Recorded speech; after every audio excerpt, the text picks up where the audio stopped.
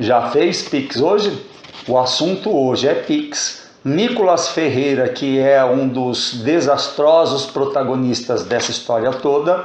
E para não deixar barato, nós vamos falar um pouquinho do conservadorismo, mais especificamente, novamente, pela milionésima vez, a hipocrisia do bolsonarismo, do conservadorismo e dessa coisa que está difícil da gente se desgrudar. Isso depois da vinheta.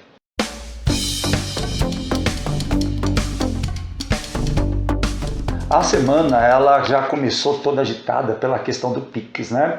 Porque o seu Nicolas Ferreira, deputado pelo estado de Minas Gerais, ele veio às redes sociais com uma fake news tremenda, né? O que acontece? Vamos tentar entender os fatos referentes a essa história do Pix, da maneira, tentando ser o mais imparcial possível, se é que existe imparcialidade no mundo, né? É o seguinte, como a gente sabe, o governo federal, o presidente Lula, ele aumentou a faixa, né, de isenção do imposto de renda e agora passou a ser R$5.000 por mês, né? Isso agora no começo do ano. Consequentemente, ele teve que mexer também nas regras de monitoramento referente ao Pix, ou pelo menos essa era a intenção, ele queria, né? Porque o governo federal acabou voltando para trás nessa história, né? O que o governo queria fazer? Que o monitoramento, então não tem nada a ver, absolutamente nada a ver com cobrança de imposto, pelo menos de modo direto, né? O monitoramento do Pix, toda vez que o Pix passasse a ser além de R$5.000, existiria a Receita Federal, as entidades, os órgãos públicos que cuidam da questão da circulação de riqueza no país, iria ficar de olho, né?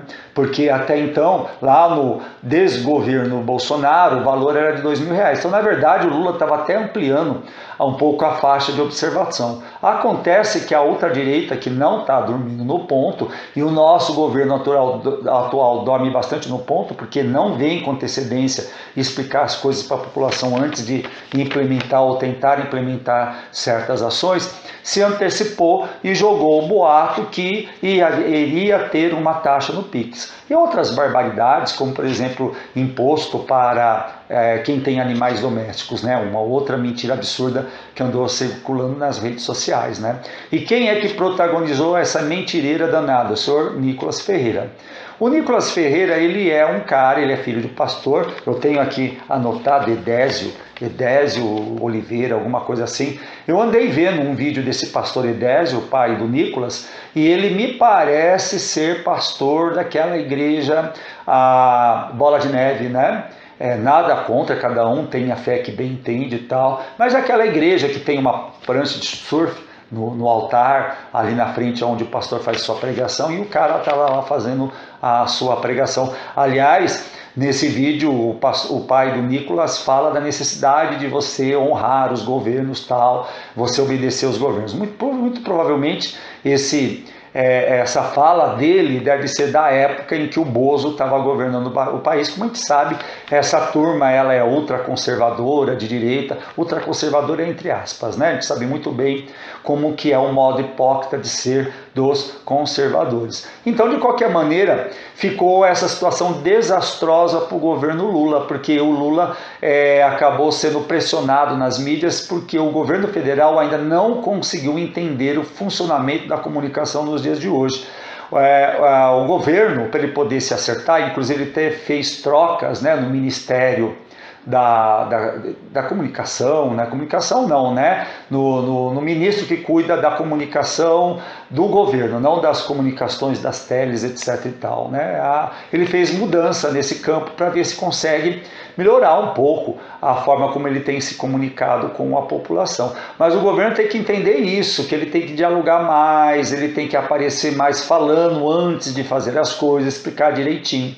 Vamos tentar entender qual a importância do monitoramento do Pix. O Pix precisa ser monitorado sim, porque ele passa a ser uma potencial forma de lavagem de dinheiro. Nós sabemos que hoje no Brasil existem várias formas de lavar dinheiro. Uma delas seria as bets, que estão correndo solta aí, fazendo uma verdadeira destruição no país, aonde você consegue lavar dinheiro por meio de vencimento de apostas, vamos dizer assim, meio que compradas, né? Uma situação meio precarizada, onde você não tem certeza dos resultados, seja em bets envolvendo coisas esportivas ou qualquer outro tipo de aposta que você faça, você tem ali uma manipulação de resultado, você pode lavar dinheiro, assim como os cassinos, né? Outra forma de lavagem de dinheiro que nós sabemos que potencialmente pode acontecer no país é a questão de doações a instituições religiosas, né? Hoje a legislação brasileira, ela isenta as religiões, as instituições religiosas de pagar imposto de renda.